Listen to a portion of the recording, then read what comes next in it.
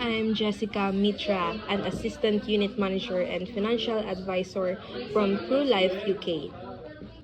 Based sa experience ko as a financial advisor, isa sa pinaka-common challenge ng Filipinos is talaga yung lack of emergency savings. Marami kasi ang living paycheck to paycheck. So, kapag may bigla ang gastos like medical emergency or mawalan ng work, wala silang buffer. Another thing is limited financial literacy. Hindi lahat aware kung paano mag-budget properly or kung paano nag-work yung interest. Lalo na sa loans, minsan din mas nakafocus sa immediate needs kaysa long-term planning.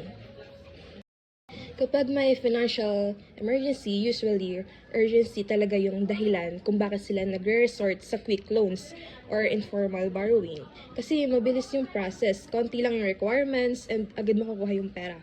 For many people, feeling nila yun lang yung option nila, especially if wala silang savings. Kaso minsan, dahil sa urgency, hindi na nila masyado na pag-iisipan yung consequences like mataas na interest or yung pressure sa pagbabayad.